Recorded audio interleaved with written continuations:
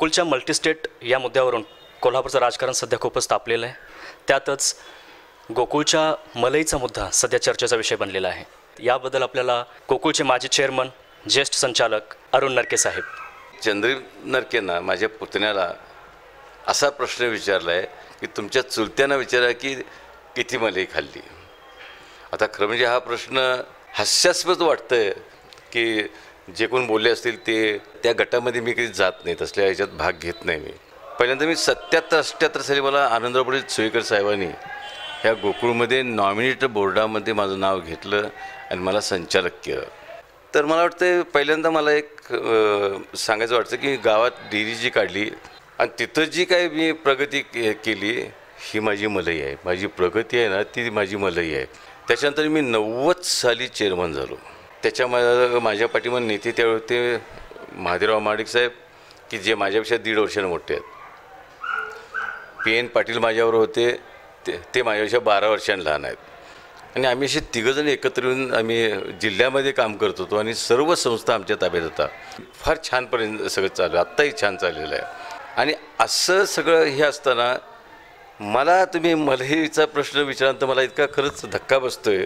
त्याच्यानंतर मला डॉक्टर वरीश खुणे यांनी अमृता पटेलने मला दिल्लीमध्ये सांगितलं की ह्या शेतकऱ्यांच्या प्रतिनिधीला तुम्ही त्या बॉडीवर घ्या. मला तिथं बॉडीवर घेण्यात आलं. आणि आता मी गेल्या वर्षी तुम्हाला माहिती आहे की मी शेतकऱ्यांचा म्हणून पहिल्यांदाच तिथं प्रेसिडेंट झालो. तो मी एकटा म्हणून माझ्या तिथं हे झालं आणि मी कामगिरी करून दाखवली. हा जो मोठा मान मिळाला ही माझी मलई आहे.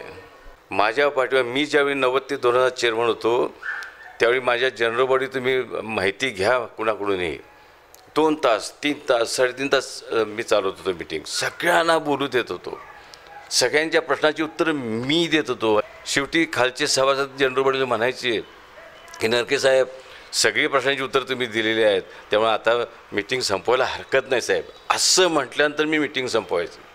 10 वर्षामध्ये नॅशनल प्रायोरिटी अवॉर्ड्स मी 13 मिळवले. मी जे 10 वर्षात 13 जे अवॉर्ड्स नॅशनल प्रायोरिटी अवॉर्ड्स मिळाली वेगवेगळी, त्याचं क्रेडिट गोकुळला जे मिळालं, गोकुळचं नाव भारतभर झालं, ही माझी मलई आहे. तुम्हाला मलई अशा वाटतो ना, मला आनंद, मला पण आनंद वाटतो, मला अभिमान आहे. मी आता किती नोकऱ्या लावल्या, आत्तापर्यंत जेवढ्या नोकऱ्या लावल्या त्याच्यामध्ये माझ्या कुठंही एक नरके फॅमिलीच आमचा आरोप नाही आहे. जे आता आरोप चालू आहेत बाहेर असल्या ह्याच्यामध्ये कधीही माझं नाव येऊच शकणार नाही याची मला म्हणजे मी स्वतःला माझ्या ह्याच्याशी प्रामाणिक आहे. त्याच्यामुळे मला तुम्ही बाकीचं तुम्ही सांगा, माझी ही मुलांना नोकरी लागली, त्यांची संसार उभा केले, शेतकऱ्यांच्यासाठी ती मुलं काम करायली, त्यांचं दुधात दूध घालणारे शेतकऱ्यांची मुलं होती ती, ही माझी मलई आहे.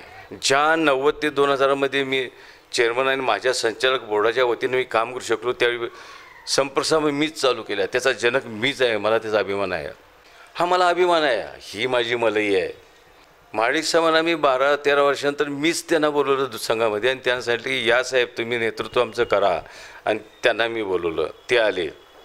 त्याच्यानंतर PN पाटील आले 10 वर्षानंतर. आणि मी गेले 2.5 ते 3 वर्ष हे जे संकट आलेलं आहे, पावडरचे दर उतरले, आता दर तेवढा देऊ शकत नव्हतो परंतु सरकारने तो धाडला होता. मंत्र्याच्या विरुद्ध बोलायचं धाडस मीच करतोय. मी मुळातच मी गर्भ श्रीमंत पण आहे साहेब.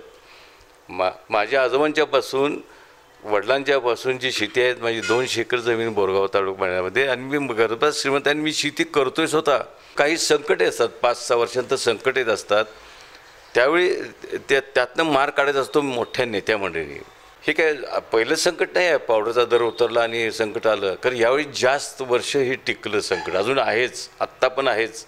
परंतु त्यावेळी डॉक्टर वर्गीस कुरियन आम्हाला NDDPचा जो फायनान्स घेत होतो त्या चेअरमनना दिल्लीमध्ये बोलायची एकच तारेची की दिल्लीच्या या गेटवर इथे असता तुम्ही सगळ्यांनी यायचं आहे. चेअरमननी आमचं डिलेक्शन घेऊन वर्गीस कुरियन आम्हाला काय मांडायचं आहे ते राष्ट्रपती आणि पंतप्रधानापुढे ते सांगायचे आणि आम्हाला घेऊन जायचे.